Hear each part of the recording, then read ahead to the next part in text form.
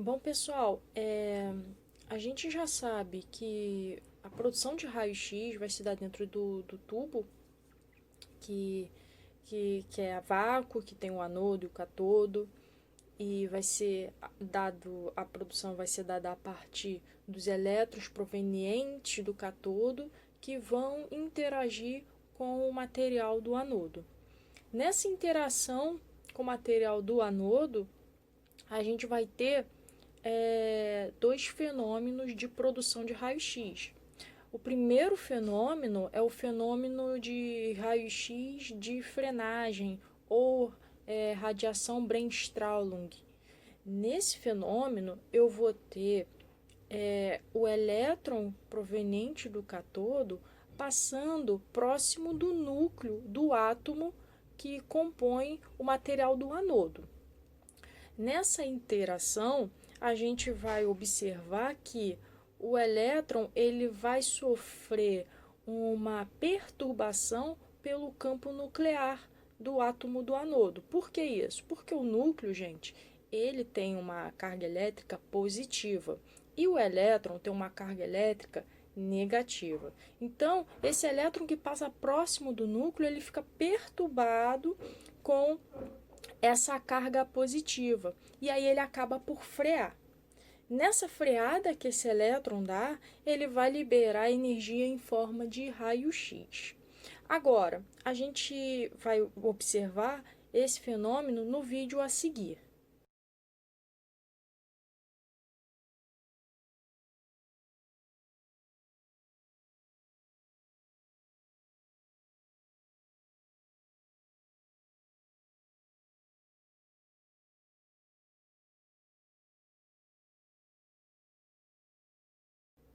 A outra interação que a gente tem no material do anodo, com os átomos do anodo, vai ser a radiação característica, né, os raios-x característicos.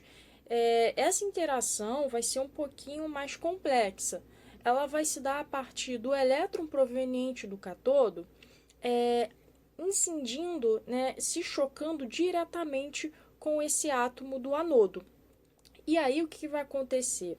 Ele vai, quando esse elétron ele incide com um elétron do átomo do anodo, da camada K ou L, e ele arranca esse elétron, abre-se uma vaga, abre-se um buraco na eletrosfera.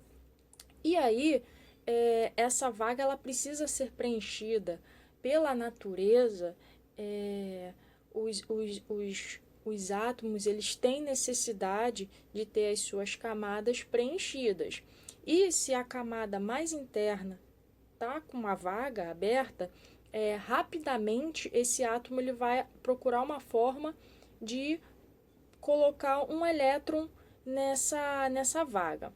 E aí ocorre o que a gente chama de salto quântico. Esse salto quântico ele vai se dar a partir de um elétron que esteja numa camada mais externa e vai saltar para a camada mais interna onde tem o buraco.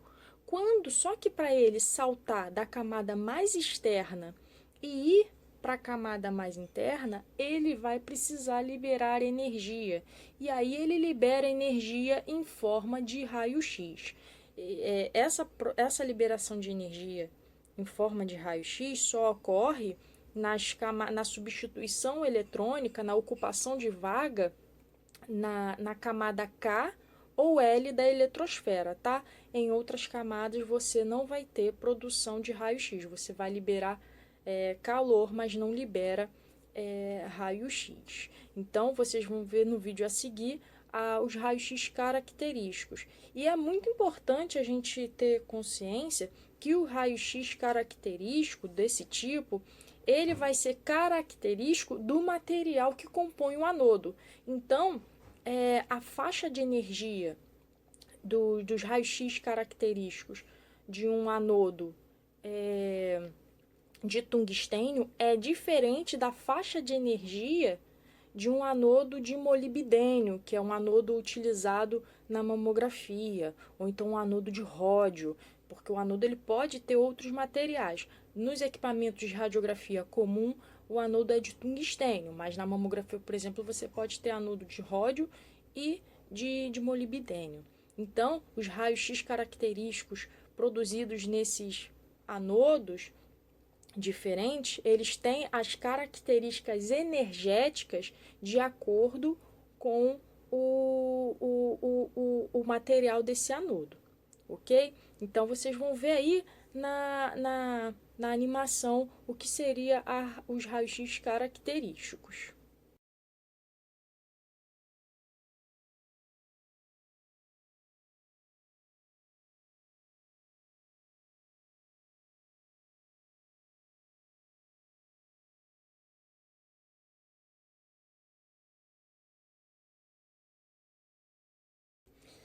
Tendo essa produção de raio-x, por esses dois tipos de produção, tanto frenagem quanto característico, a gente vai ter um feixe de radiação produzido. E esse feixe vai sair pela janela do tubo.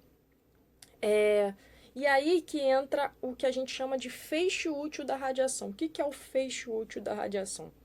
O feixe útil da radiação vai ser o feixe de raio-x que sai pela janela e que é utilizado para produzir imagens, para interagir com o corpo do paciente e produzir imagens radiográficas.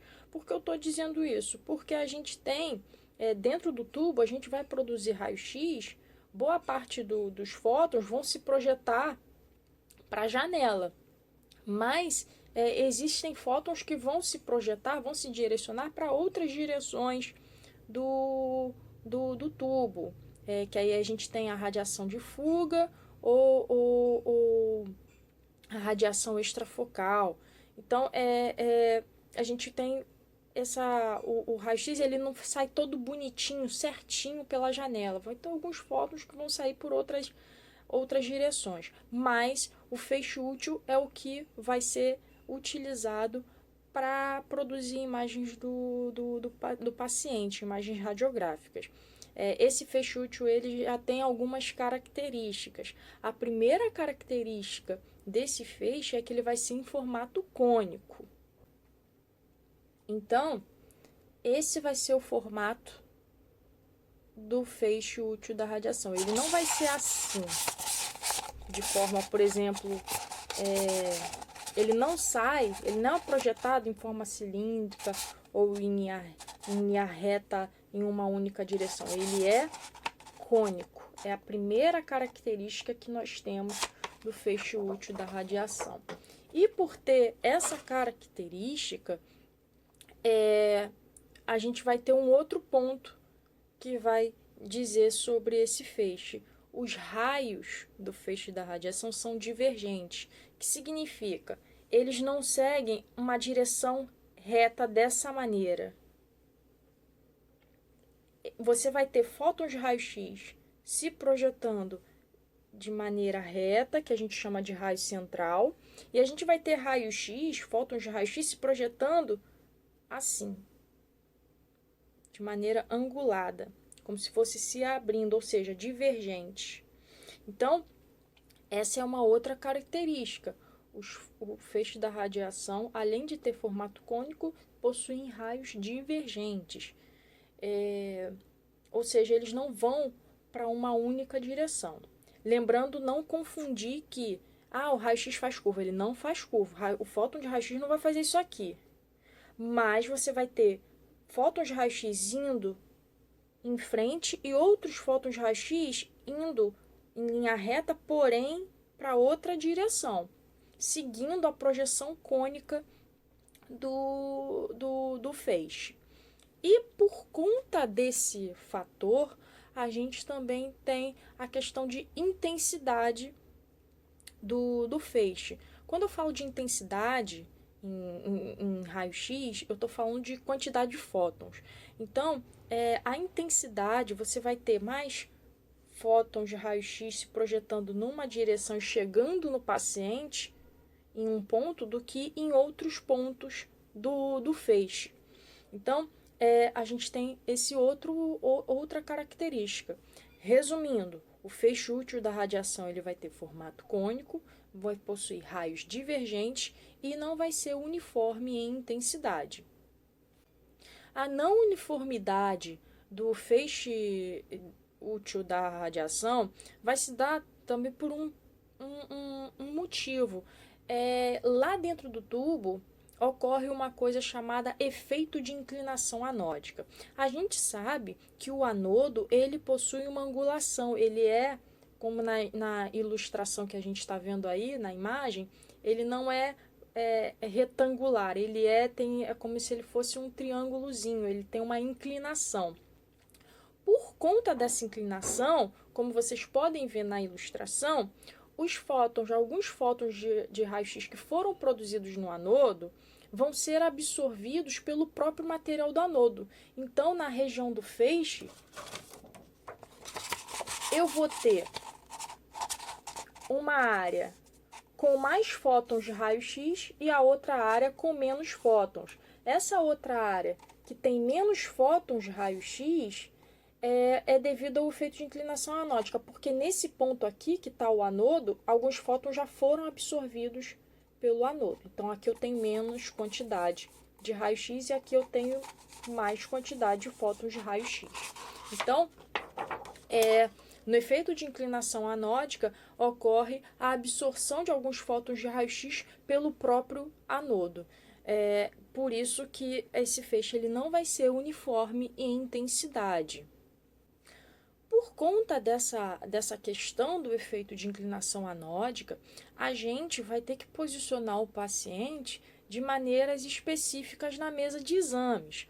Em resumo, o que vocês vão precisar fazer é colocar a estrutura a parte da estrutura de maior espessura voltada para o catodo e a de menor espessura voltada para o anodo. Por quê? Na região do anodo, para o lado do anodo, você tem menos fótons de raio-x. Para o lado do catodo, você tem mais fótons de raio-x no feixe. Então, aqui, que é mais grosso, se bem que meu braço não é muito parâmetro, meu antebraço, mas aqui é uma estrutura maior, eu preciso de mais fótons. Aqui é uma estrutura menor, eu preciso de menos fótons. Logo, eu boto a região do meu punho para o lado do anodo e boto a região do cotovelo para o lado do catodo, no caso, se eu for radiografar um antebraço. Então, nessa animação, a gente vê a produção dos raios-x e alguns fótons sendo absorvidos pelo material do anodo.